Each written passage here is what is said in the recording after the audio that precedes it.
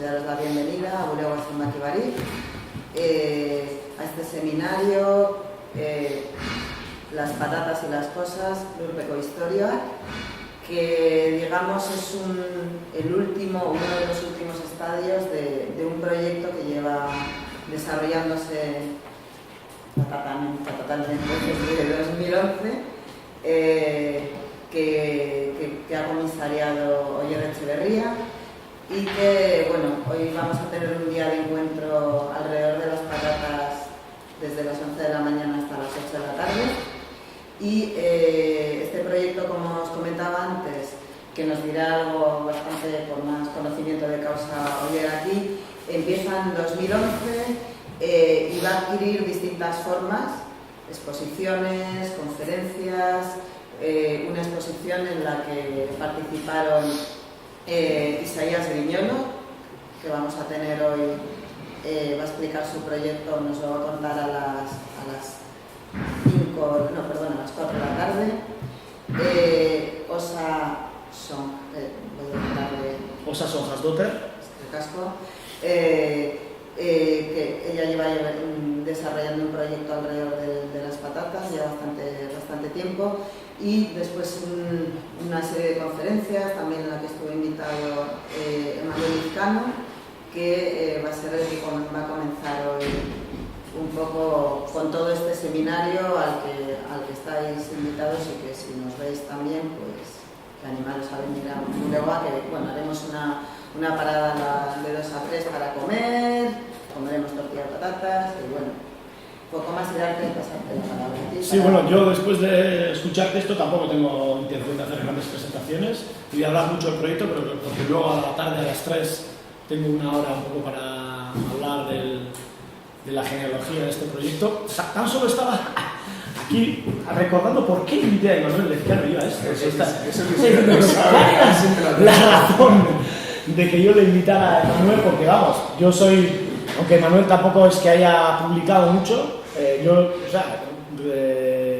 recuerdo los textos de Emanuel desde que empecé a leer estas cosas un poco raras y teóricas y no sé qué, sobre todo a través de la revista que bueno, por lo menos codirigía, no sé cómo decirlo, estaba en el Consejo de Redacción, que era Archipiélago, que yo creo que es una revista muy importante, no sé, para mí, yo creo que para mucha gente, por la variedad de posiciones, puntos de vista y análisis críticos que planteaba en aquella época. Y bueno, resulta que cuando empecé a trabajar en Cristinenea, y bueno, que es la Fundación Cristinenea, bueno, que hay que agradecer la posibilidad de realizar este proyecto y la confianza puesta en mí, en apoyar esta propuesta así, digamos, un poco. Pues recuerdo aunque quiero decir que Manuel, bueno, yo creo que por aquella época acababa de publicar el libro este de Traficantes de Sueños, que es Metáforas que nos piensan, que os recomiendo y que también lo tenéis en PDF. Que quiero decir que aunque Manuel en ningún momento hable desde la ecología o desde tal, yo recuerdo que me interesaban mucho los matices y los puntos de vista que introducía en sus textos, que bueno, que tienen que ver, que tienen otra naturaleza, ¿no? Más como, decía, muy interesante de meterse de cuestionar la parte más dura de las ciencias, que es las matemáticas y tal, pero siempre había como cuestiones que relacionaba mucho con la ecología, o lo que, vamos, quiero decir, sobre todo a través del análisis de las metáforas y de la manera en la que estas metáforas nos condicionan nuestras maneras de entender las cosas, de posicionarnos ante, no sé, solo recuerdo dos que, yo que sé, por ejemplo, que ayer mismo a la cena comentaba, ¿no? Pues esta cosa de la raíz cuadrada, ¿no? Que él analizaba tal, ¿no? Como un cuadrado puede tener una raíz, ¿no? Ese vínculo también entre la geometría y la naturaleza, ¿no? Más propiamente dicha.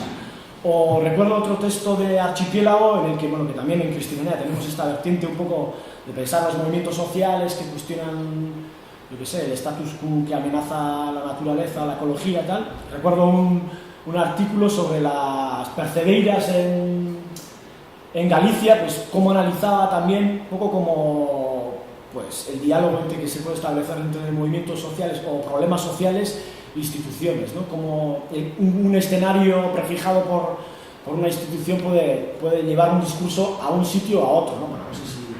Quiero decir que yo en sus textos siempre encontraba herramientas que me permitían, me daban instrumentos, ¿no? Para el trabajo que estaba intentando hacer en cristianidad. Entonces, bueno, ya cuando empecé con esto de las patatas, pues dije, ostras, Manuel, aquí tienes y campo abonado.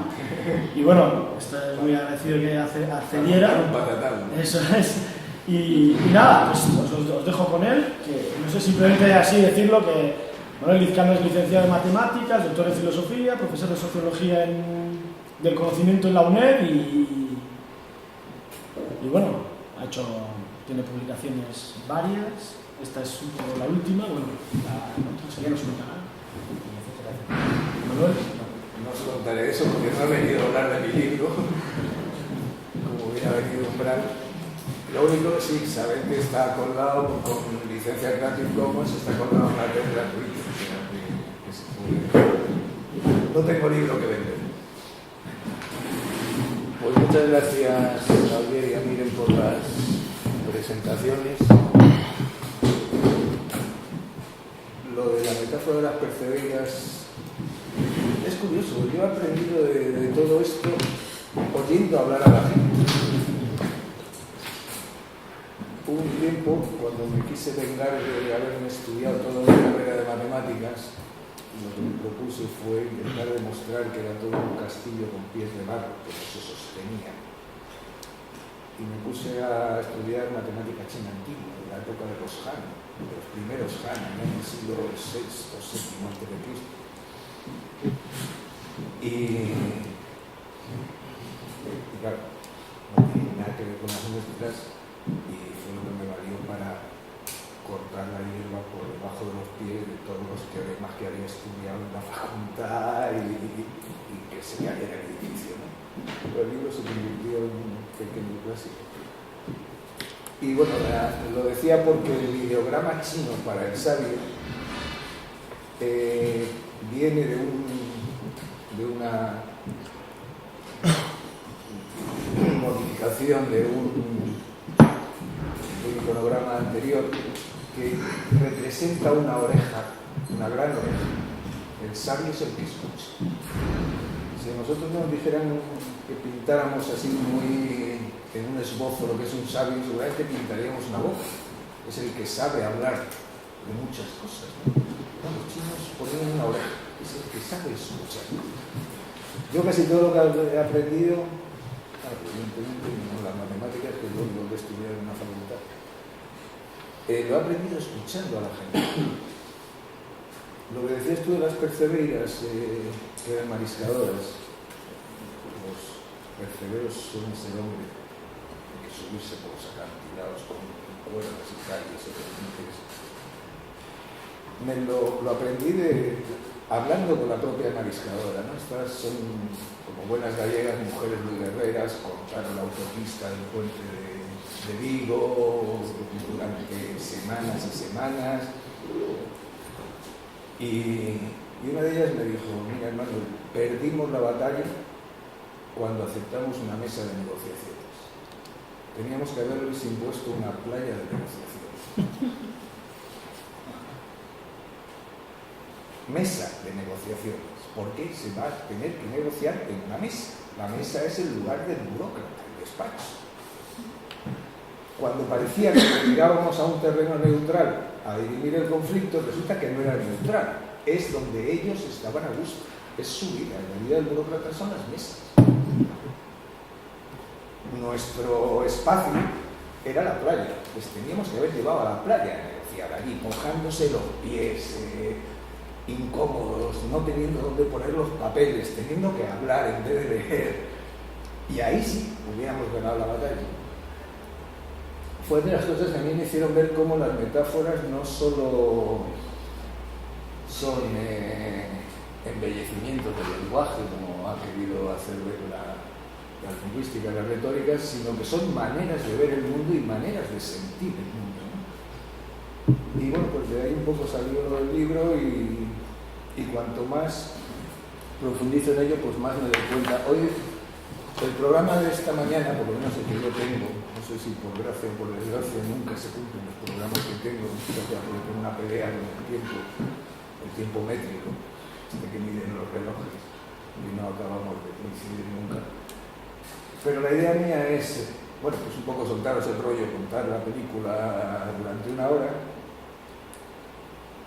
después dejaros unos textos para que trabajéis en lo que yo me fumo un cigarrillo. Y después trabajar sobre esos textos y sobre una serie de archivos de audio y de vídeo que he traído contando distintas historias sobre la patata. A ver si un poco, bueno, pues vamos refinando el oído y aprendiendo a sacar de lo que dice la gente, de lo que escribe, pero sobre todo de lo que dice la gente y cómo lo dice. Algo que a mí me ha llevado a la tesis principal que voy a desarrollar aquí, y es que la patata no existe. ¿En qué sentido? En el sentido de que el objeto patata pertenece a toda una serie de discursos o está expuesto en una serie de discursos, de maneras de hablar, de maneras tan diferentes que no se puede hablar de la patata. Que hay por lo menos... A mí cuando ayer me dijo, hermano, que si te vienes a hablarnos de las patatas, digo, las patatas, me ha perdido con las patatas, no sé, una palabra de patatas. Y bueno, me gustó el proyecto, entre otras cosas, porque lo de las patatas y las cosas, un tal Michel Foucault, que es uno de los últimos grandes pensadores franceses, que ha muerto también, como todos los grandes pensadores franceses, ya no queda ninguno vivo. Tenía un libro que se llamaba Las palabras y las cosas, muy bonito, que empieza con un análisis de las meninas, que es de lo mejor en análisis pictórico que yo he visto. Pues era un poco un desafío y barra homenaje a Foucault. No las palabras y las cosas, sino las patatas y las cosas. Y bueno, pues una de las tesis que mantiene Foucault es que las cosas están hechas también de palabras, con lo cual la fusión ahí quedaba como muy bien. ¿Alguno soy lingüista o vosotros de qué provincia del saber del sociólogos? No, yo de Bellas Artes. Y tú también de Bellas Artes, que sois No, de una medicina. mayoría de lo que... Viene de medicina. Medicina. Medicina, perdón, te había entendido yo también. Muy bien, está bien que haya poderlo colgar, además de la conferencia. El lenguaje tradicionalmente se ha venido entendiendo bajo el prisma de una metáfora, el lenguaje como un espejo en el que se refleja el mundo. Entonces, si ese espejo refleja bien el mundo, pues es un lenguaje verdadero, dice la verdad, reproduce o refleja las cosas tal y como son, y si no, pues deforma el mundo. La concepción, por ejemplo, de Marx de la ideología. La ideología es un espejo deformado del mundo porque no cuenta las cosas tal y como son realmente. Con lo cual habría dos niveles, uno el espejo, que es el lenguaje, y otro las cosas, el mundo, que se refleja mejor o peor, más o menos torcida o deformadamente en el lenguaje. Un tal Austin, a mediados del siglo pasado, más o menos a mediados del siglo pasado, no sé cuándo nací yo, más o menos, planteó una diferencia que hoy ya es un lugar común, pero que me parece importante, que era distinguir este tipo de concepción del lenguaje. Hay enunciados que efectivamente reproducen o reflejan el mundo, mejor o peor, pero el lenguaje no hace solo reflejar el mundo, también hace cosas, que es lo que él llamaba los enunciados performativos. Ahí vienen las performances, actuaciones, y entonces distinguía esos dos tipos de enunciados. Típico enunciado performativo, pues el sí quiero en el altar. Eso no refleja ningún estado de cosas, sino que construye hechos. y además un hecho bien gordo.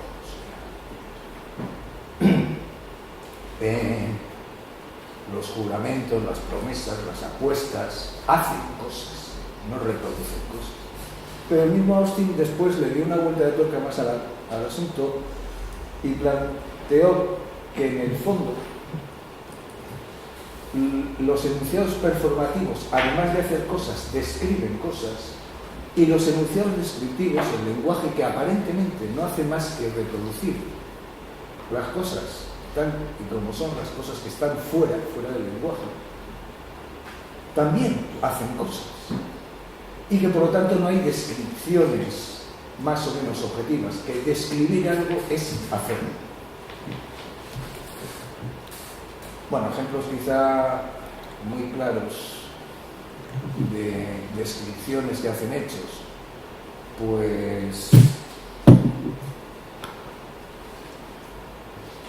tengo frío, parece que es descripción de un estado de cosas en el que yo tengo frío, pero depende del contexto en el que lo diga. Si digo tengo frío mirando a una ventana en un día de invierno, estoy diciendo en realidad, por favor, cierra esa ventana. Entonces es un lenguaje que hace cosas. Quizá el caso más claro del lenguaje que hace cosas son las metáforas. Las metáforas no describen cosas, las hacen. Y no solo hacen cosas, sino que construyen sentimientos, emociones, orientan acciones. Cuando le decimos a alguien, hombre, pero ¿cómo has hecho eso? Es una pérdida de tiempo. Si lo haces de esa otra manera puedes ahorrarte un montón de tiempo. Y con la de tiempo que he invertido yo en esa relación y después me han dejado plantado. Hablamos del tiempo como si fuera dinero. Algo que se gana, se pierde, se invierte. Pero eso no es una mera manera de hablar. No hay maneras de hablar que sean meras. Si he perdido mucho tiempo que he invertido en una relación, eso me crea una angustia, que no es una manera de hablar. La pérdida de tiempo me genera emociones. Yo pasé de las matemáticas a la filosofía y me di cuenta que era una magnífica estupidez. Por ejemplo, en el caso del tiempo, lo que han podido reflexionar sobre el tiempo los filósofos. ¿Qué es el tiempo en realidad? ¿A quién le importa que sea el tiempo en realidad? El problema importante es cómo vivimos el tiempo cada uno. Y de eso no nos va a decir una sola palabra en ninguna teoría, nos lo va a decir la oreja que pongamos para escuchar cómo hablamos del tiempo. Yo me suelo ir con mi cuadernito siempre y voy en el metro, voy donde sea y voy apuntando las expresiones que utiliza la gente. Y eso es lo que me da la pista de cómo vive el tiempo, cómo vive cada una de las cosas, ¿no? Bueno, pues un poco lo que me puse a hacer cuando ayer ya estamos, ya se ha ido casi la mitad del tiempo que tenía y no he empezado a hablar de las patatas. Cuando ayer me planteó esto de las patatas fue ponerme a documentarme, buscar historias de las patatas, estudios botánicos sobre las patatas, entrar en Google, a ver qué había sobre las patatas, y claro, lo que se me montó en la cabeza fue un patatal de mucho cuidado. Sobre todo porque es que me empezaban a salir cosas tan contradictorias que no había manera de encajarlas. Digo, yo cómo le preparo ayer la charla.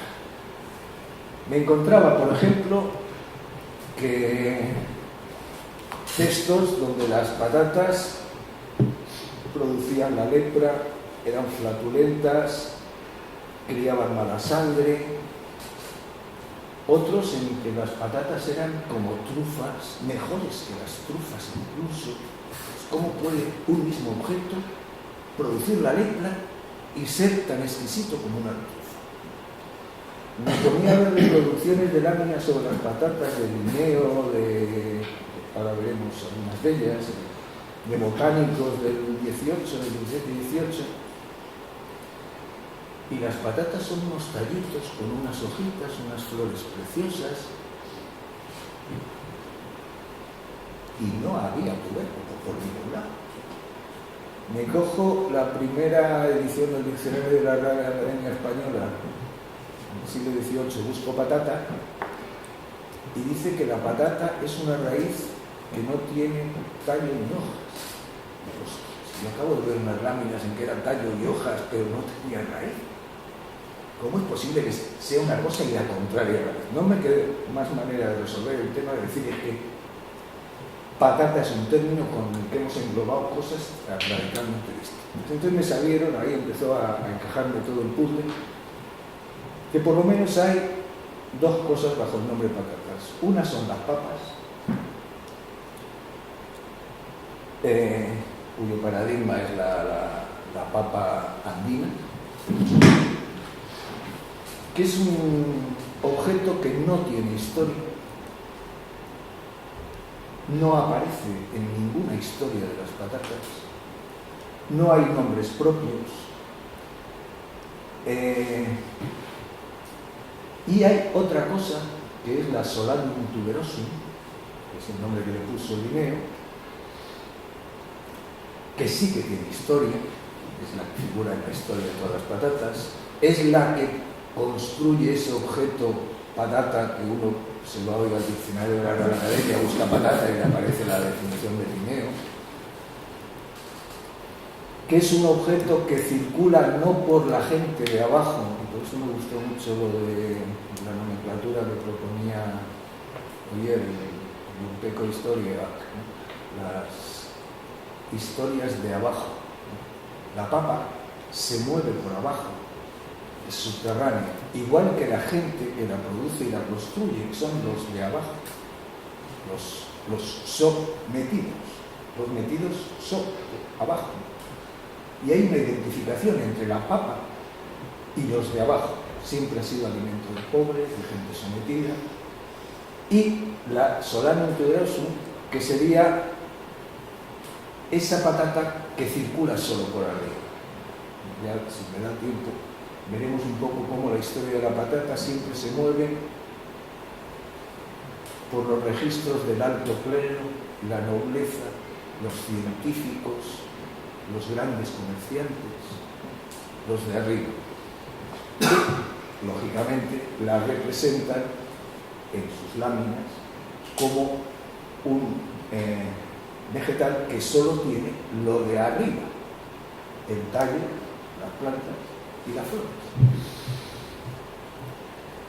Y después quedaba un tercer objeto que no era ni la papa ni la Solanum tuberosum, que eran las patatas, y que vendría a ser una especie de híbrido entre la papa y la Solanum tuberosum. Ahí ya sí aparecen nombres propios, aunque sigue sin tener historia. Los historiadores españoles de la agricultura, por ejemplo, no saben quién la trajo a la península de América, dónde se empezó a cultivar, no hay el menor dato histórico sobre ella. En ese sentido, sigue la tradición de la papa, no hay nombres en torno a ella. Pero ya sí hay nombres de los que empiezan a escribir sobre la papa. Entre ellos el Inca Garcilaso, hijo de un noble extremeño y de una princesa inca, que tiene unos estudios preciosos sobre la patata y sus comentarios reales.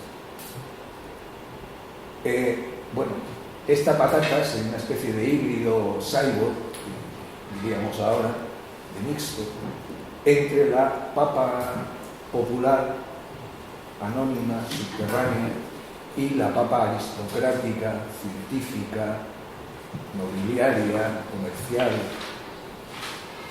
que sería la patata Solanum tuberosum.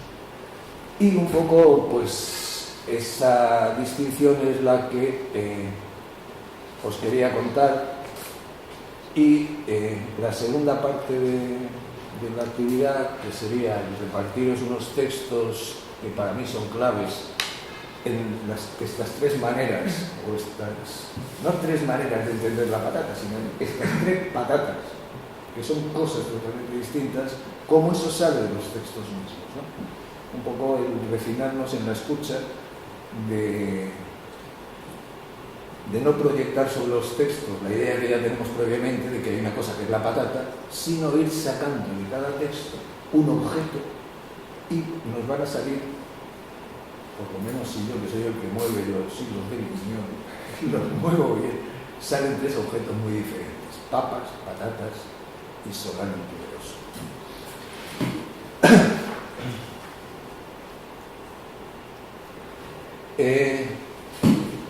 Un toquecito en la... Toquecito. O aquí.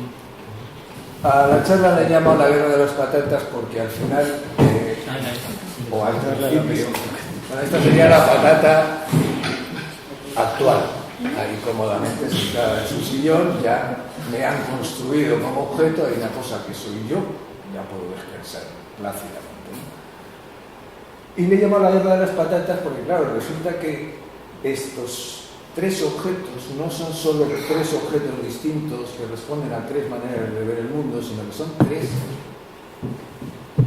agentes bélicos. Hay una guerra brutal entre papa, patata y Solanum tuberosum a lo largo del tiempo. Muy en síntesis, la guerra vendría a ser, y lo cuenta un mito inca que os voy a leer a continuación.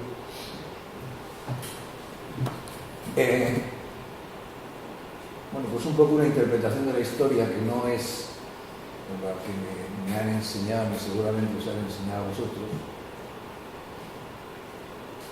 Bueno, que hubo un momento grandioso que se llamó el milagro griego, donde nació la razón. Es curioso que la razón y la racionalidad nazcan por milagro. Después vendría una época oscurísima, brutal, salvaje, llena de supersticiones, de creencias irracionales, que es lo que se llama la Edad Media. No sé por qué edad, ni por qué media, ni entre qué media, que dura siglos y siglos y siglos, pues más o menos desde el 2 o 3 hasta el 10, 15 o por ahí, es decir, 12 siglos en los que Europa se sumerge en la ignorancia, la barbarie, el derecho de pernada, y después vendría el renacimiento de la razón del individuo pensante y racional, que era el filósofo, que era el ciudadano de la población. Y ahí empezaría lo que se llama la modernidad, el progreso, donde un nuevo tipo humano, que es el individuo, individual, mediante el uso de la razón, va conquistando progresivamente parcelas de la naturaleza para que el hombre pueda controlar el mundo y liberarse de la opresión mediante el ejercicio de su razón y el combate a la superstición y la ignorancia que habían reinado durante la Edad Media. Bueno, esa es la película contada por los que han ganado. Es decir, por estos modernos que empezaron en el siglo XVI, Descartes, Galileo, la primera burguesía comerciante. Y de alguna manera toda esa Edad Media contra la que no va a parar de luchar la Ilustración, incluso hasta nuestros días, o sea, cuando se legitiman los ataques de la OTAN en Afganistán, es porque los afganos viven todavía en la Edad Media. Hay que sacarles de allí. La Edad Media es un lugar en el que se puede vivir, por lo visto, en el que quedan algunos viviendo como los afganos, que coño tendrán que ver con la Edad Media, que es un fenómeno estrictamente europeo, y Afganistán coge un poco más para allá. Y hay que sacarles de la Edad Media, como si eso fuera un lugar.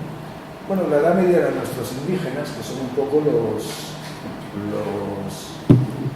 incas quechua-hablantes, que son los que crean la papa.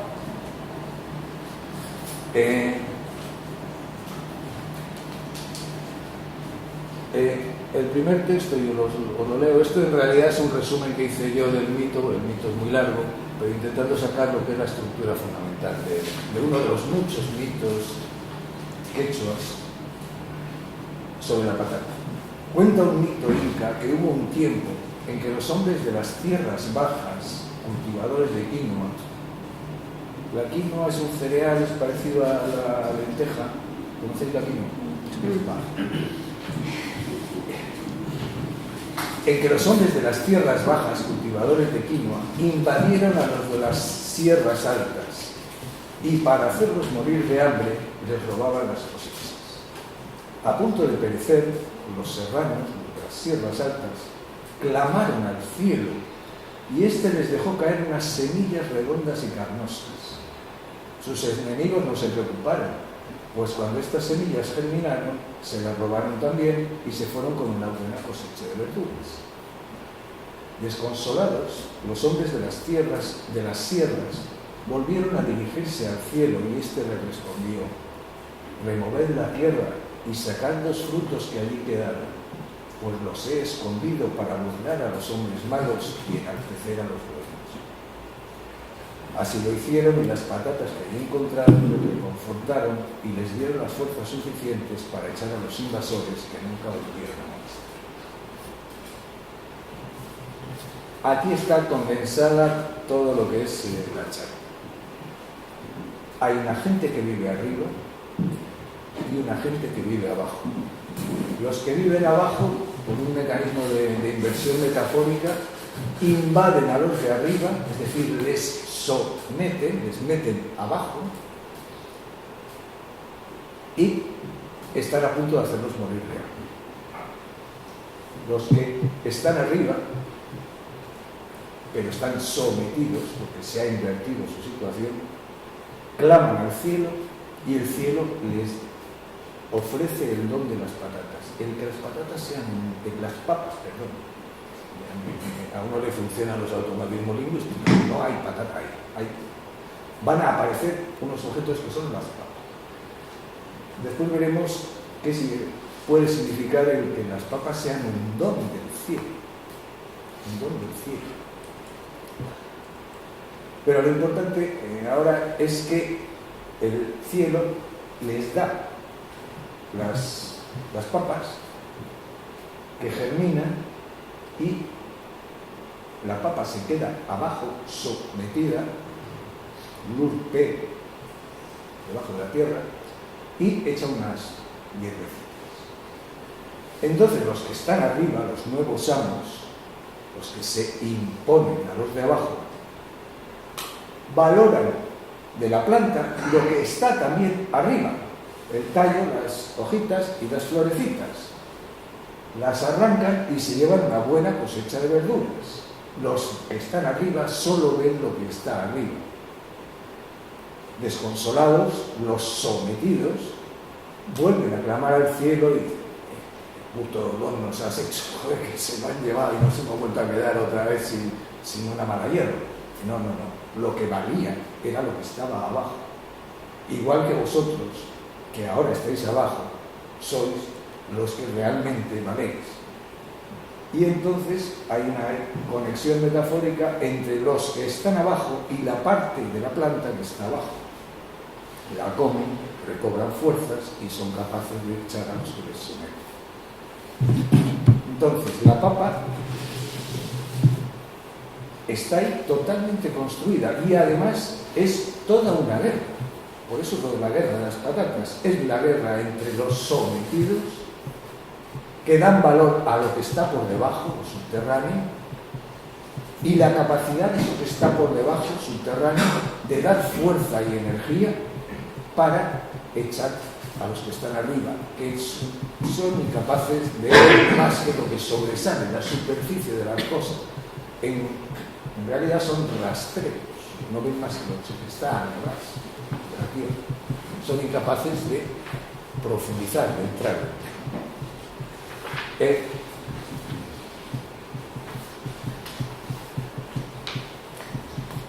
Hay una cosa muy importante en esta descripción, es la solidaridad entre el objeto vegetal y el objeto humano, digamos, entre los hombres y mujeres y la patata.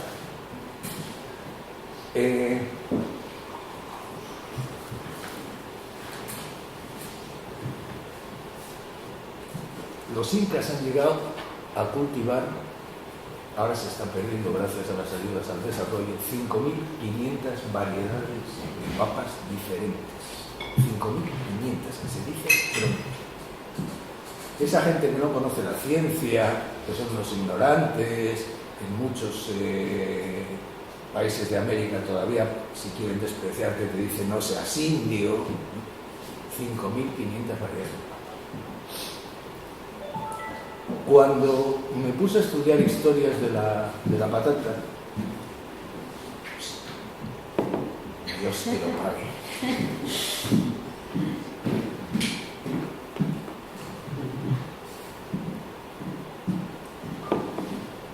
Seguramente el mejor trabajo que hay hecho en España es el de Eloy Terrón,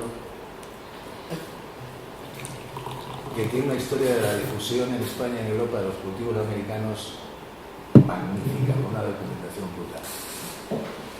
No tiene más que un pequeño problema, y es que con el aparato conceptual y teórico que utilizan no podrán nunca llegar a saber lo que es una papa. En uno de los textos, Eloy Terrón, marxista, dicho sea de paso, cuando digo que es su concepción teórica la que le impide ver las papas, que es esa precisamente, describe una fiesta ritual indígena en honor a la papa, en lo que hoy es el Perú. Y cuando empieza a describirla, dice literalmente, como el contenido del documento en el que está relatada esa fiesta, dice, como el contenido del documento no atañe al conocimiento de la patata, no se describe, no se transcribe aquí, pues se trata más bien de un acto religioso. Negarse a describir lo que dice el documento sobre la papa, porque como es un acto religioso, y bien sabemos todos, la religión es un evento superestructural que está condicionado por la infraestructura material, las prácticas concretas y la manera marxisto-althuseriana, a pesar de que tengo unos amigos en ese campo. Resulta que decide que la religión no importa para entender lo que es la papa. Bueno, sin la religión es imposible entender lo que es la papa. Imposible.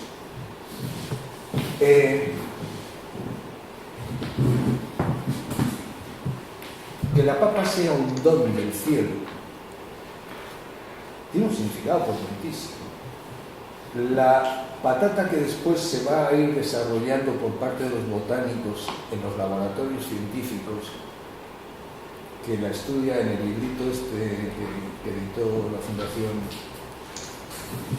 Cristina Enea, la estudia muy bien un artículo que reproduce, que metió también Oyer ahí, que es un artículo de John van der Plegh, un holandés, sobre cómo se cría la papa indígena y los desastres que provocó en toda la zona andina, donde llegó una patata de laboratorio diseñada en Bruselas por la Comunidad Económica Europea y que se mandó allí como ayuda al desarrollo para poder criar en portugués es la misma expresión y es muy significativa. Una patata ideal que pueda sacar del hambre a las hambrunas que, según la mitología ilustrada que tenemos los desarrollados, asolan a los inditos que viven por ahí. Es una patata de laboratorio diseñada para que tenga la máxima capacidad, la máxima cantidad de nutrientes. Tiene un pequeñísimo defecto que desde luego ningún científico ve como defecto, es que solo se cría en el laboratorio. Y los Andes Pues los Andes van desde 0 metros sobre el nivel del mar hasta 5.000.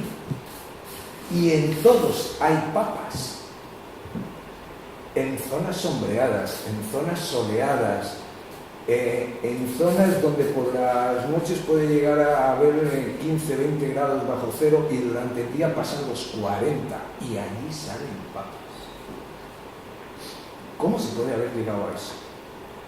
¿Y cómo puede llegar la patata científica, ideal, con todos los nutrientes imaginables allí y acabar con todas las variedades de patata que había y destruir a las comunidades indígenas que habían ido acumulando ese saber?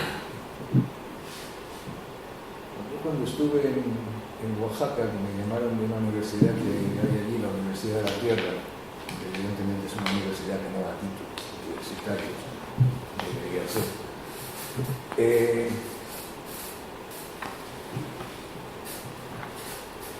Me llamaron para hablar de matemáticas.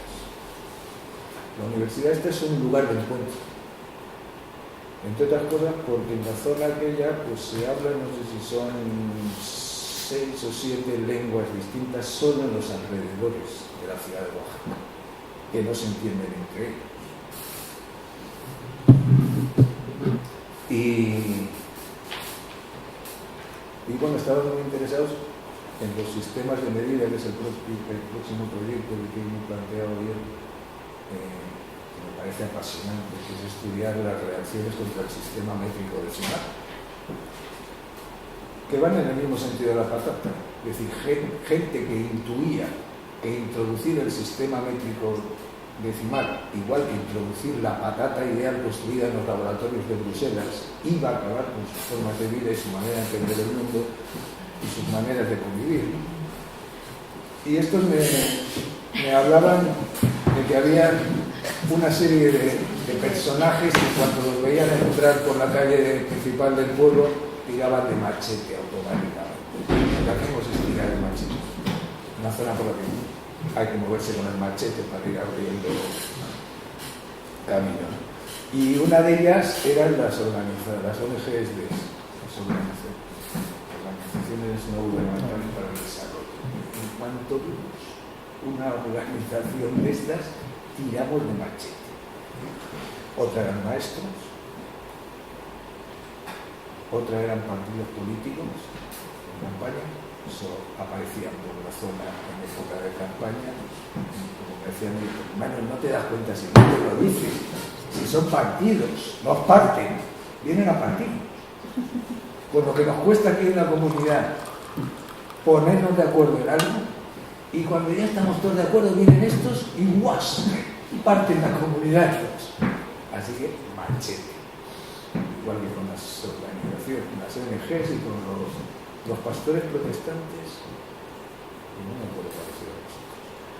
Bueno, pues Van der Ploeg estudia en el artículo suyo cómo la Solanum tuberosum científica ideal arruinó no solo los suelos, porque claro, para que esa patata había que reproducir en las chacras, en los huertos locales, las condiciones ideales del laboratorio, para lo cual hacían falta fertilizantes, plaguicidas, unas condiciones de agua específicas, de humedad, con lo cual toda la orografía, había que cambiarlo por completo, construirla ex nihilo desde cero, que es el ideal de la ilustración, empezar las cosas a partir de cero.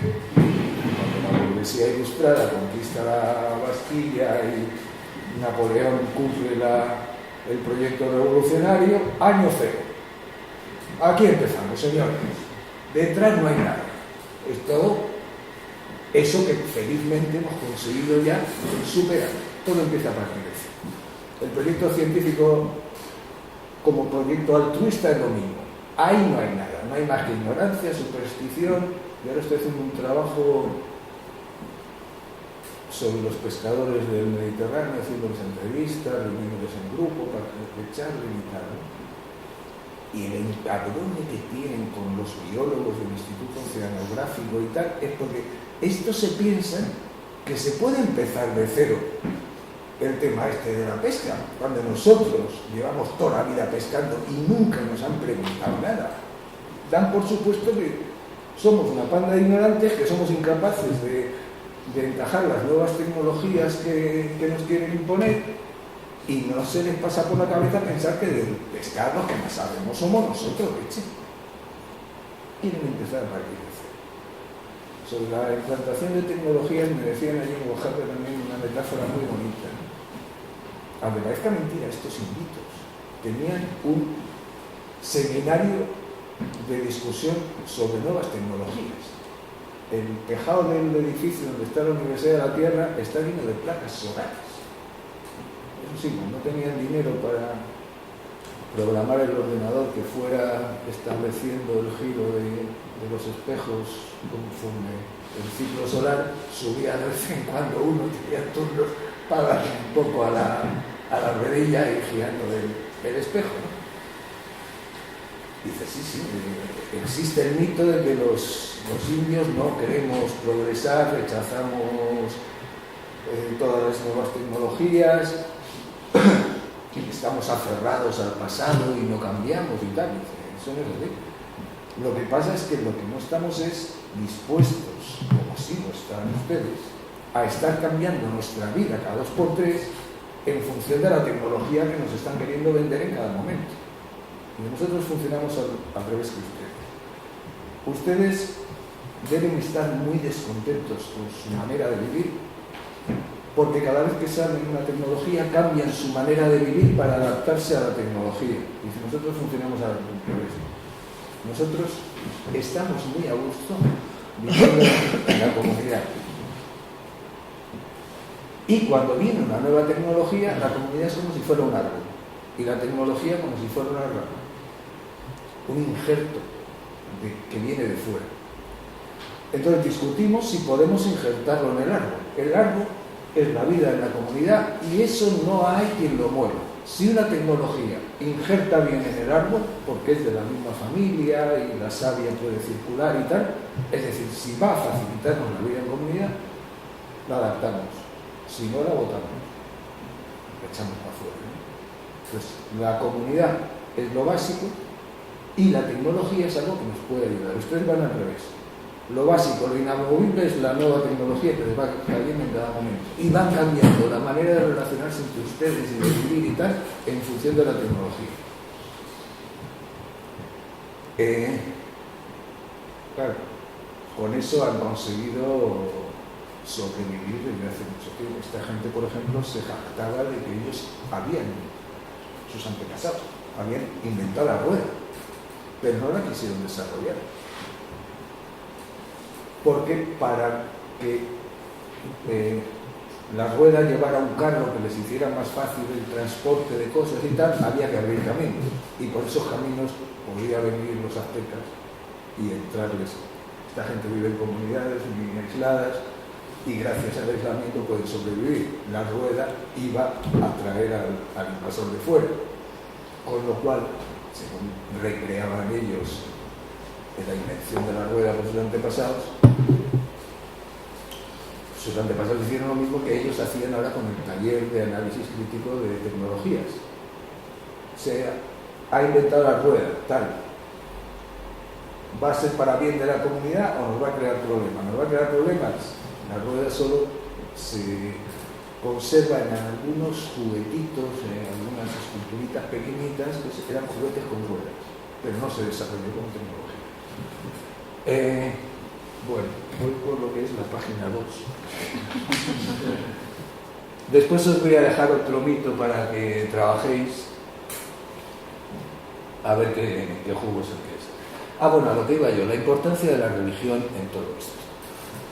Y cómo sin la religión no se puede entender lo que es la papa, ni se puede entender por qué gente que conocía esas 5.500 variedades de papa, adaptables a los suelos más diferentes, a las condiciones climáticas más distintas, es decir, una variedad de fenotipos enorme, aceptaron el que les llegara y asumieron la patata mejorada creada por los científicos de Bruselas. El hecho de que míticamente la papa fuera un don que les cayó del cielo, según Van der Ploeg, facilitó enormemente que cuando les llega un programa de ayuda al desarrollo que les cae del cielo también, de esa Europa en la que vivimos como en los cielos, donde ya no hay pobreza, donde todo el mundo es feliz, y como las series norteamericanas, pues les llega desde ahí arriba y hay toda una disposición secular y milenaria a que la papa vino del cielo y la patata científica cae del cielo. Aquello fue un bien, pues esto tiene que ser un bien también. Y la religión es también fundamental en la consecución de las 5.500 variedades distintas de papa. Por un lado, la religión, hay toda una serie de fiestas a lo largo del año que van pautando el tiempo de la vida en la comunidad, y es muy habitual que en esas fiestas va gente de toda la comarca, hasta de 30 o 40 kilómetros, y es una costumbre de la que uno no se puede escapar el llevar papas de su chacra. Pensad que en cada chacra una familia puede tener 30 o 40 variedades diferentes de papa, y lleva unas cuantas que ha seleccionado y las intercambia con todos los demás. Hay un intercambio de patatas. Y entonces cada uno se lleva después de vuelta a su chacra variedades que le han dado fulanito, menganito, no sé qué, y allí va a experimentar con ellas, intentar adaptarlas, porque las patatas que me ha dado fulanito son frías, pero yo tengo un rincón en mi chacra que también es frío, y frío no quiere decir, como estudia también Van der Ploeg, que haga frío, sino que la tierra es fría, y que entiende por una tierra fría es una metáfora que hay que meterse muy en su cultura para saber lo que es. Pero el caso es que entre las características de los distintos rincones de su chacra, las características de los lugares de procedencia de cada una de las patatas que han intercambiado, por supuesto, los intercambios de patatas son entre conversaciones, donde el otro le da consejos, no sé qué, es decir, la papa está también hecha de conversación, no solo de un cierto componente genético. Y sin la conversación que tiene lugar con ocasión de las fiestas religiosas, no habría esos intercambios y no habría esa experimentación. Pero después la experimentación que cada indito hace en distintos lugares de su chakra, lo hace siempre con mucho cuidado, para que si esa papa nueva que le ha dado un vecino y que él está intentando adaptar a su terreno, por ejemplo, enferma por algo, no vaya a contaminar a las papas de alrededor. Entonces lo pone en una zona de la chacra que además rodea a lo mejor de ciertas hierbas, para que si hay plaga no se extienda a las otras.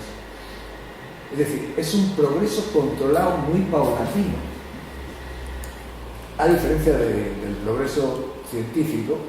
Por eso tenemos la imagen, los modernos, de que los indígenas no avanzan, están anclados en el pasado, porque no tenemos percepción de ese pequeño experimento controlado en un rinconcito, a ver qué pasa, no me la vaya a jugar.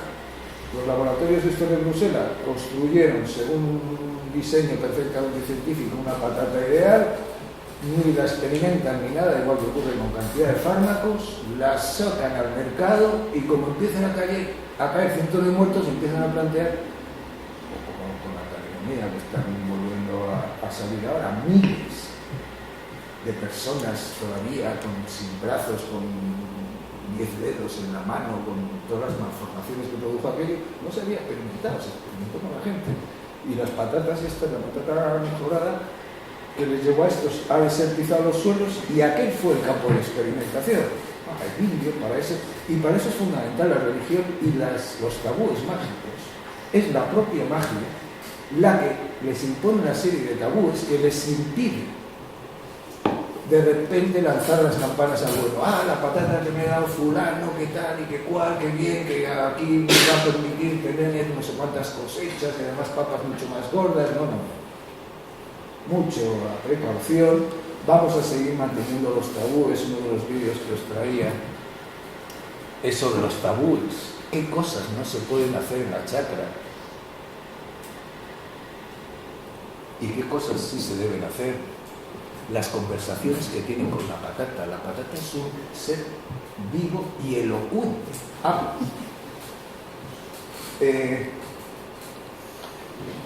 No te rías, Lili. Los indios creen que las patatas hablan, pero es que nosotros... La patata no, porque ya para nosotros la patata es un objeto inanimado que luce allí en los estantes de las fruterías, muerto, inerte, que no tiene ninguna capacidad de agencia ni de palabra, por supuesto. Pero yo oigo muchas veces en una discusión en la que estoy defendiendo un planteamiento y tal, que me venga alguien y me dice, pero ¿qué cosas dices, tío? Si los hechos hablan por sí mismos y lo que los hechos dicen es que tal y tal y tal y tal.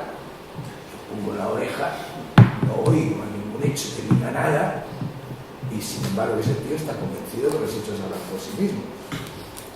Y sobre todo cuanto más tecnócrata y más científico, enseguida me empieza a sacar las tablas de estadísticas y yo no sé tampoco por qué esos son hechos.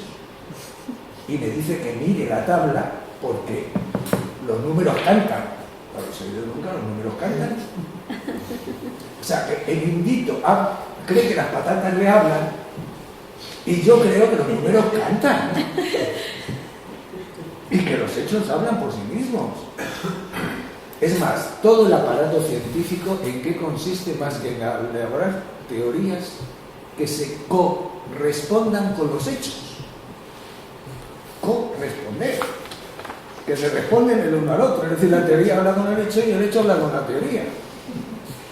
Y si encuentro un hecho que no se corresponde con la teoría, lo que hago es cambiar esta hipótesis o este corolario o esta ecuación o tal, para que la correspondencia, la conversación, sea más fluida y funcione.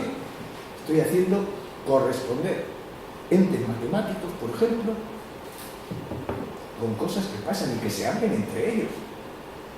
Si no creo que los hechos hablen con las teorías, la ciencia no pinta nada. Pero si lo creo, no me puedo reír del indito que cree que habla con las patatas y las patatas le responden. Es el mismo esquema lógico. Lo que pasa es que normalmente somos muy finos para captar las incoherencias y las metáforas de los otros como ingenuidades, imposibilidades, pero nunca pillamos las nuestras, claro, porque son las nuestras, y como son las nuestras las damos por descontadas, es decir, que no se pueden contar porque son evidencias. Aprender a contar lo que damos por descontado es empezar a ponerse a pensar realmente. Y es que damos por descontadas tantas cosas. Ese es un tabú. Eso que no se puede pensar.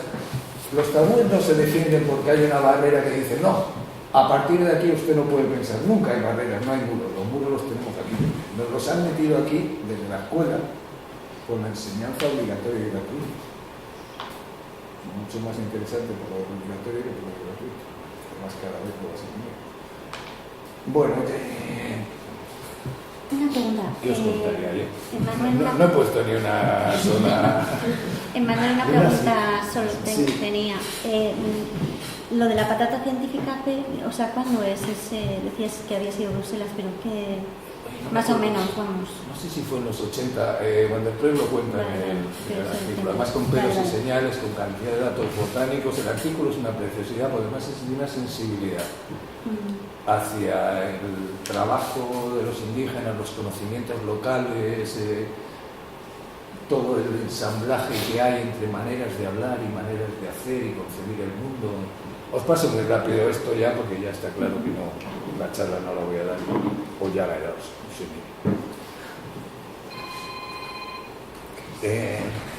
Le dábamos a la flechita, yo es que con los Mac no es... Esta es una imagen de... Muchas de ellas habría que jurar que son patatas. Algunas de las 5.500 variedades de papa. Es que no son patatas, son papas. Esta es una ceremonia de ofrenda al Inca en los ayllus. Los ayllus son unas formas de vida comunal entre los indígenas muy interesantes. Esto es en China. Esta es la preparación del chuño. El chuño es unas papitas pequeñitas que en las zonas más altas de los Andes, al sacarlas de la tierra, las someten a las variaciones tan brutales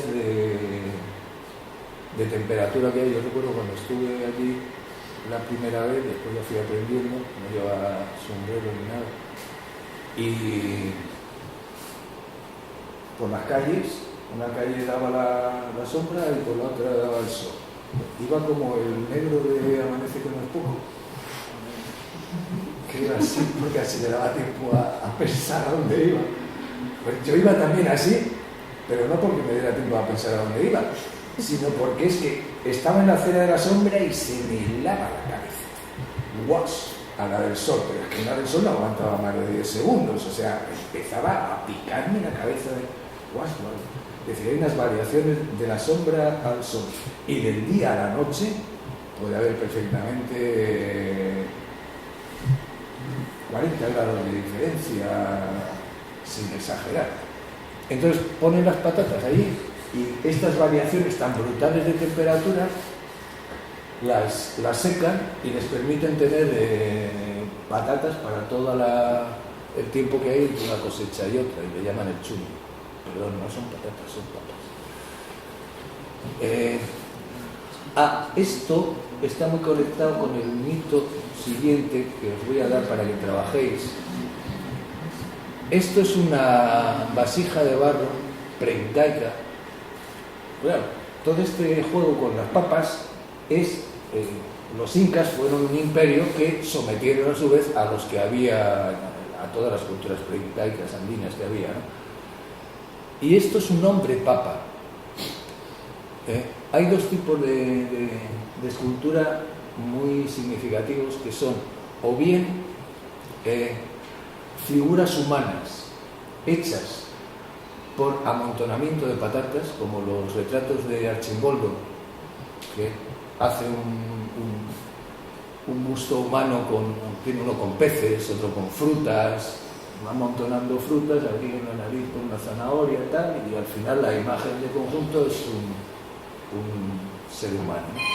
Pues en los incas lo hay con patatas, son pre-archimboldos milenarios, ¿no? Y la otra variante es figuras humanas que además de sus dos ojos humanos tienen un montón de ojos más, que son los ojos de la patata, que es de donde van a salir los brotes. Es decir, el hombre hace a la patata, que hace al hombre, que hace a la patata. Hombre y patata son cosas que se hacen entre sí y es imposible separarlos. Por eso, dice Van der Klerk, y yo lo he comprobado, la ciencia, y en concreto la ciencia que construye patatas científicas ideales, trabaja con conceptos. Lo fundamental de un concepto es, como decía Descartes, que sea claro y distinto, que me permita distinguir, separar. La ciencia es un discurso de separación, siempre está separando. La lengua de los indios y de nuestros indios, que eran los hombres medievales, yo empezaba a valorar todo el mundo medieval cuando me di cuenta de que nuestros indígenas son la gente que vivía por aquí en la Edad Media y que en algunos sitios todavía sigue viviendo. braseríos por ahí perdidos y tal. Pues no sé qué iba a decir. Bueno, sigo con las imágenes que si no, no sé. Este es una, ya con la colonización católica, un ejemplo muy claro es la fiesta del santo patrón, de Santo Tomás, en Subivilcas, y el caballo en el que va subido el santo patrón como un San Jorge lleva como adorno un gran collar de patatas. Es decir, la papa que los dioses indígenas regalan al indio va pasando después por las distintas religiones. Se adaptará a la religión católica y adornará al santo patrón cristiano, y después se adaptará a la religión científica, que es la nueva forma de religión dominante, y también se adornarán, para su desgracia, con las patatas científicas que les hemos mandado. Esto es de un botánico inglés, John Jedder, que escribió un herbal, que es un repertorio botánico, y este es un retrato suyo donde tiene una planta de patata en la mano. ¿Veis la patata en algún sitio? No, la tapa el marco, ¿no?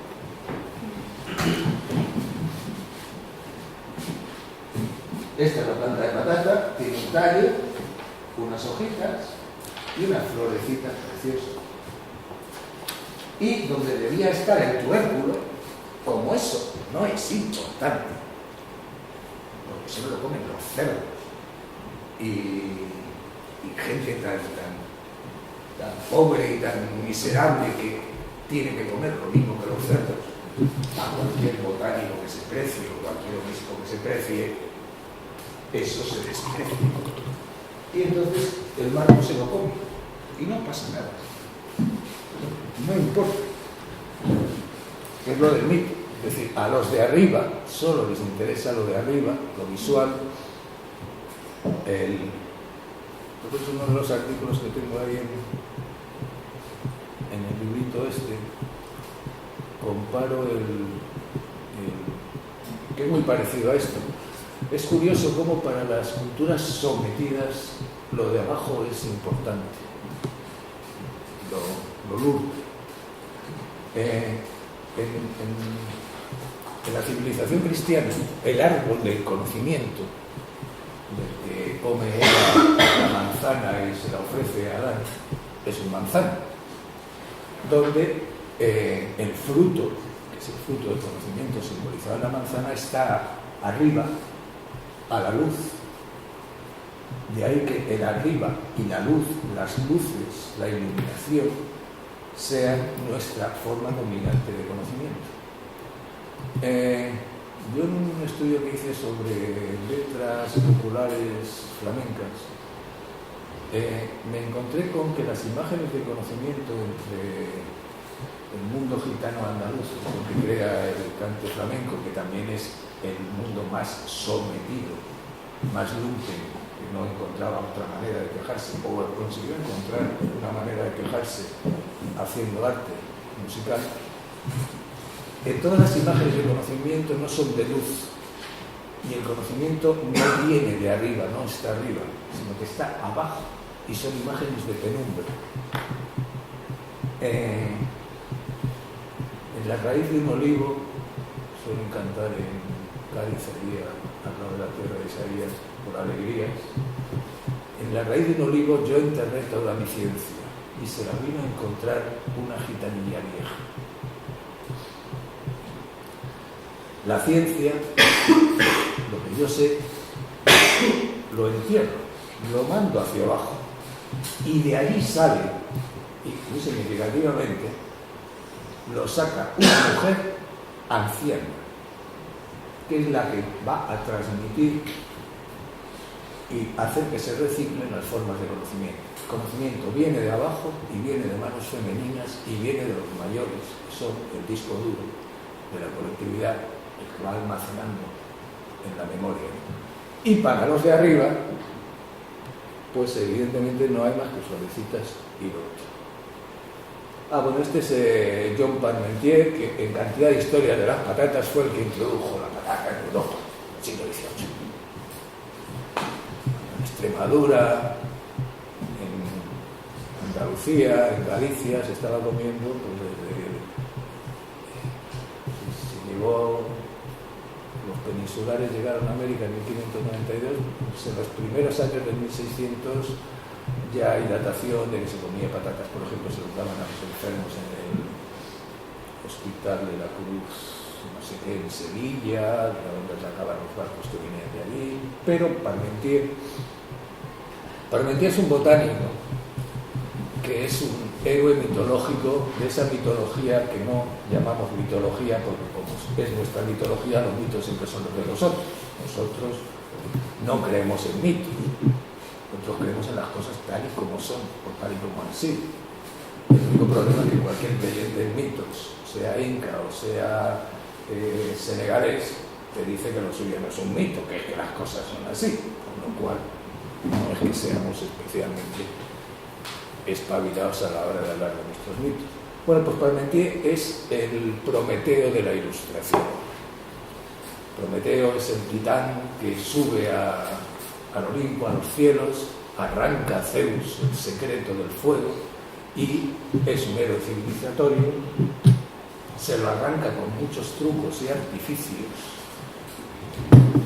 y lo entrega a la humanidad, que con el fuego ya puede empezar a generar tecnología, civilización y tal.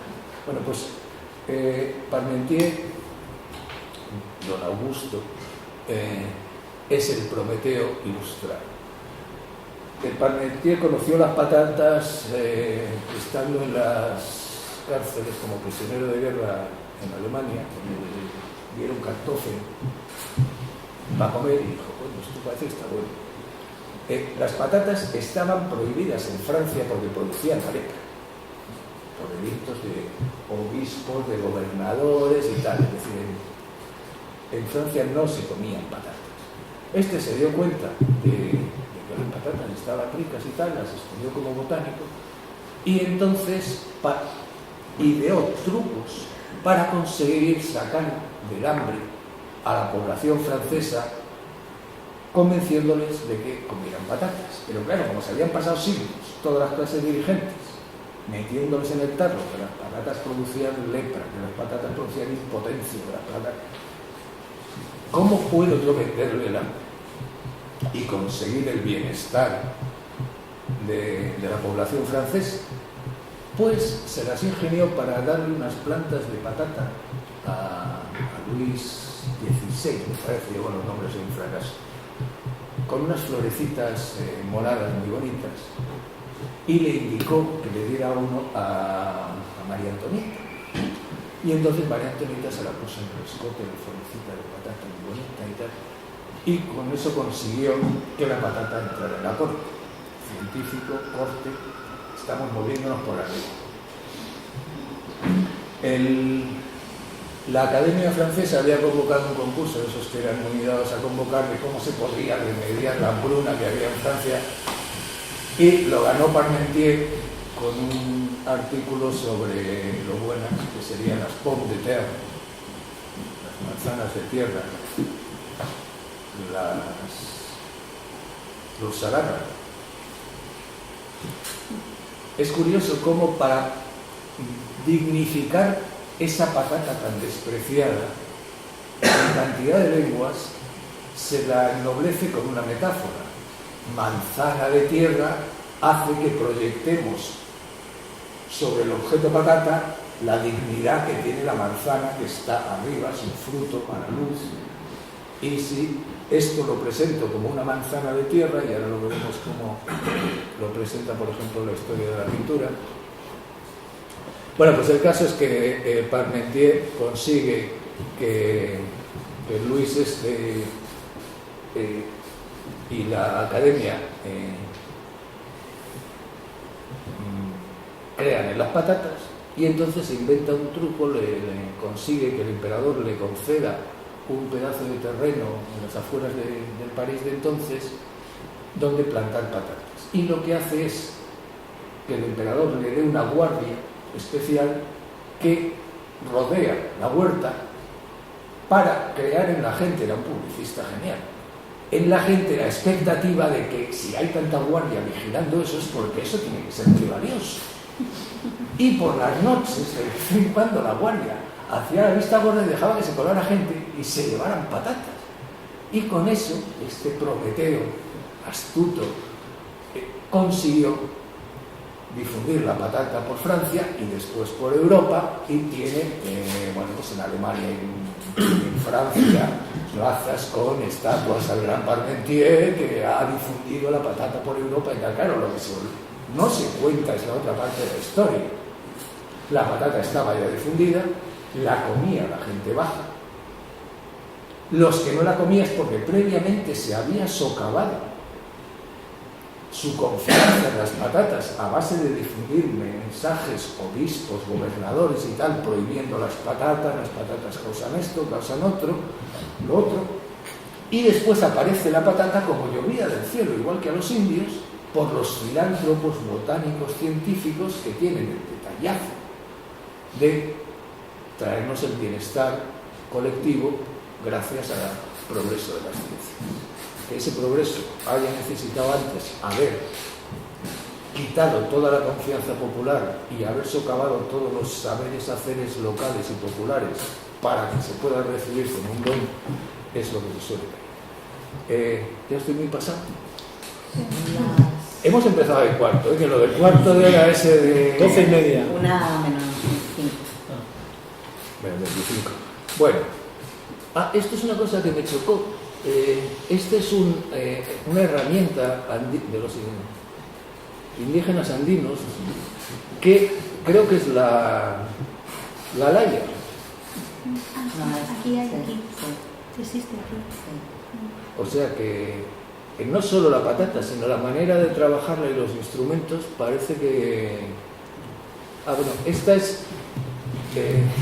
hay un texto sobre esta lámina que es de los que voy a dejar trabajando ahora mientras me fumo un cigarrito, que tengo un mono ya de mucho cuidado. Esto se puede cortar en la... Cuando me dicen que van a sacarme una foto para una entrevista en algún sitio tal, digo, espera, me pido un cigarro, ahora ya puedo sacar la foto. Está bien aquí de lo políticamente correcto.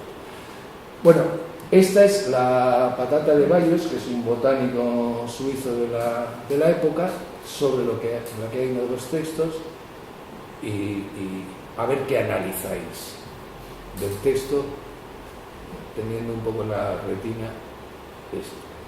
Bueno, lo de las patatas fritas es que es genial, pero eso ya no lo cuento. Las historias que me he encontrado en internet sobre quién inventó las patatas fritas es que son geniales. Y hay una que es de un gastrónomo,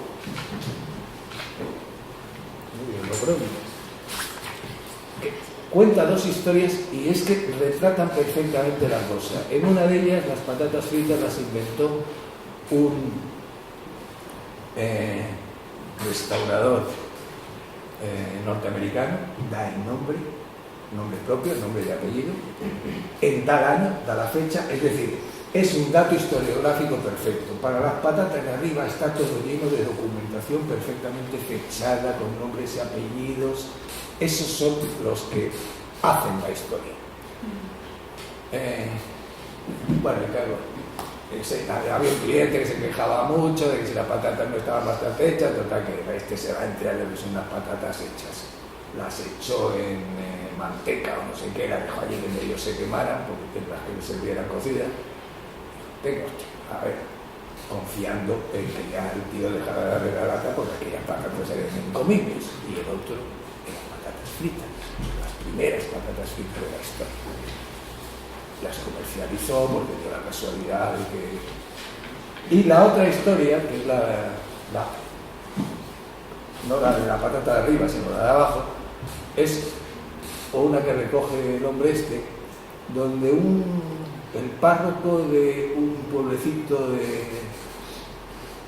de Asturias, no, de Lugo, un pueblecito de Lugo, del que no da el nombre, tenía como barragana, fue un diccionario, busqué lo de barragana, o sea, era la querida del párroco, ¿no? O sea, que iba a limpiar teóricamente y tal, y que se llamaba Matilde, pero se da el nombre, ya no hay apellido, ni hay fechas, son personajes ya oscuros del subsuelo. Esta barragana, el párroco de Lugo, que le gustaba tener en su casa una botella de aceite de Andújar porque tenía familia que venía de Andalucía. Es decir, ahí empieza a haber una serie de híbridos, de gente sin nombre, y por una historia parecida, la barragana llega un momento que se harta del cura, echa las patatas en el aceite, ahora te vas a enterar, y el otro le encanta. Y el cura tenía un amigo que había estado en París en la recepción que dio el emperador para recibir a Parmentier, y le habló de lo de las patatas. Entonces tal cual empezaron a hacerlas en Francia, y después ya nos llegaron de Francia las patatas fritas. Pero es muy curioso que una vez que uno ha hecho el esquema, las cosas empiezan a encajar. Bueno, y con esto ya acabo.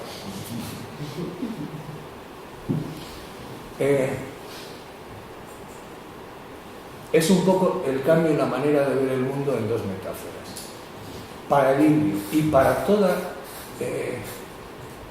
las culturas anteriores a lo que es el nacimiento de la modernidad, el nacimiento de la ciencia, del individuo y de los estados-nación,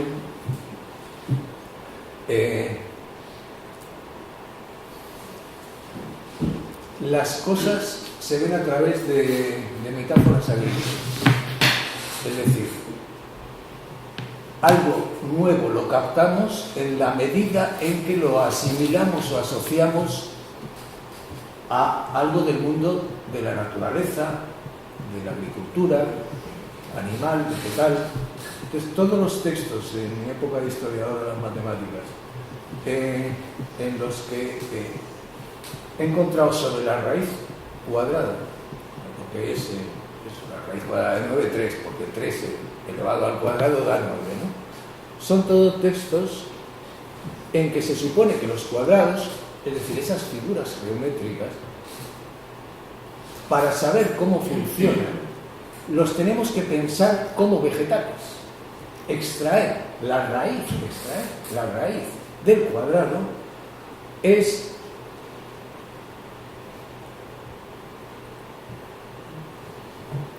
no se ve lo que hay dentro. Bueno, ya le hemos fastidiado. Expresiones de Pero Nunes, es un matemático portugués del 14, habla del lado criando cuadrado. La idea es que el cuadrado tiene un lado que es capaz de criarlo o de crearlo, de generar al cuadrado. Ese lado es la raíz del cuadrado. Si el lado vale 3, es capaz de engendrar 3 elevado a la segunda potencia, dinamis, poder. El lado está como preñado y tiene la potencia de extenderse y criar como barriga el cuadrado.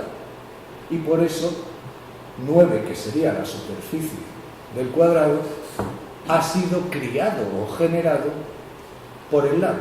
El lado es la raíz, aquello de lo que se alimenta el cuadrado. Y todas las expresiones anteriores al siglo XVI, a la modernidad, son expresiones de ese tipo. El cuadrado es un ser vivo, es un vegetal cuya patata, es decir, cuyo lado, es aquello de lo que se alimenta y es capaz de generarlo. En las traducciones latinas, el lado como la sustancia del cuadrado, es decir, aquello de lo que se alimenta el cuadrado.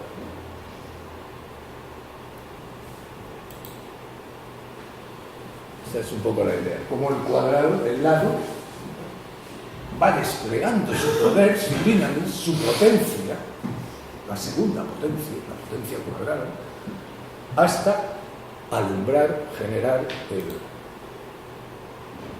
Bueno, y esto ya sí que vamos a dejarlo porque esto estaba en conexión. El cambio de chip total viene cuando los cuadrados se dejan de ver como si fueran parte de la naturaleza y la metáfora se invierte. Se empieza a ver la naturaleza como si fueran cuadrados, conos, circunferencias, rectángulos. Que eso es lo que expresa Galileo clavado, y lo expresa también clavado en uno de los textos que os doy, no sé si os lo voy a dar, que me mandó Oyer, Cézanne, que viene a decir exactamente lo mismo con lo que va a ser el nacimiento de la abstracción plástica, en que se concibe todos los objetos, incluidos los naturales, y ahora vamos a ver algún bodegón, por ejemplo, o eso ya lo podemos ver después. Como si, dice Galileo, la filosofía está escrita en este, y con esto os prometo que me voy y os dejo un poco con el break, trabajando o tomándoos el té, lo que queráis. La filosofía está escrita en este vasto libro que está siempre abierto ante nuestros ojos. Me refiero al universo. Primero que pega fuerte. El universo, la naturaleza, es un libro que está escrito. Esto lo escribe un Menda, en el que el 90 y bastantes % de la población europea no sabe leer ni escribir. Y que lleva, como los incas que hemos visto antes, siglos dialogando con la naturaleza para cultivar cosas, para domesticar ganado, para...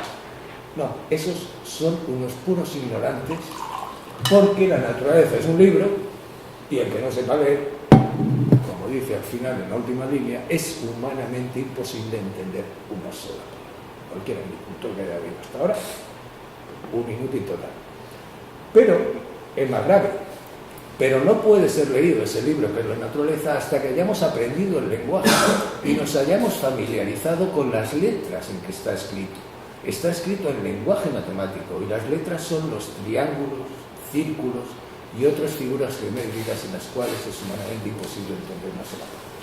Hemos pasado de entender el cuadrado como un vegetal a entender el vegetal como algo que solo en la medida en que sea capaz de transcribirlo en lenguaje matemático, claro, él habla de figuras geométricas. Hoy no se ha desarrollado tanto la geometría como el álgebra para desarrollo de ecuaciones que expliquen los fenómenos naturales, pero bueno, viene a ser lo mismo. Solo puedo conocer un fenómeno natural en la medida en que sea capaz de someterlo a ecuaciones. Y eso es la ciencia. Ya la cosechadora está genial. Es que esto es genial. La historia de la patata parece mentira como en una cosa aparentemente tan diminuta, tan poca cosa, tan despreciable como es una patata, te pones a bucear y es que está el mundo entero, todos los conflictos de clases, de naciones, está todo representado ahí. Es como si la patata fuera un microcosmos en el que se está reflejando toda la historia y todo el universo. Yo la verdad es que agradezco un montón a Dios el que me haya sumergido en el mundo de las patatas, sumergido. Y bueno, pues entonces yo había hecho 12 copias, si sois alguno más, y me parece que sí, que somos más de 12. Podemos compartir. Oye, además habéis aguantado todos hasta el final. Qué buena gente. ¿Os podéis compartir alguna?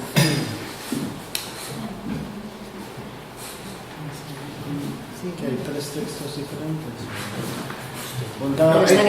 Es solo un folio por las dos caras. Son 5 textos. Los 2 primeros son 2 mitos incas. El siguiente es un texto científico. Y los 2 siguientes son textos de lo que he llamado la patata como ser híbrido. Son 2 textos de 2... Uno es de León y el otro, el Inca Garcilaso, sería esa patata híbrida que participa un poco de las dos cosas. Y la jugada sería un poco que veáis cómo a través del lenguaje que utilizan, la manera de describir la patata, si efectivamente todo lo que he dicho yo de que están hablando de 2 o 3 objetos distintos, es verdad o no.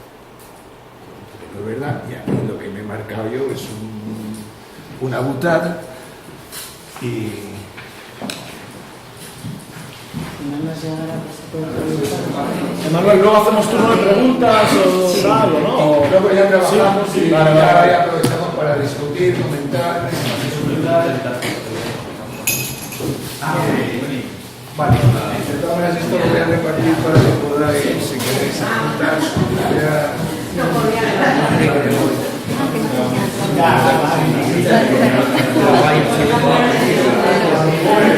Bueno, La primera es que parece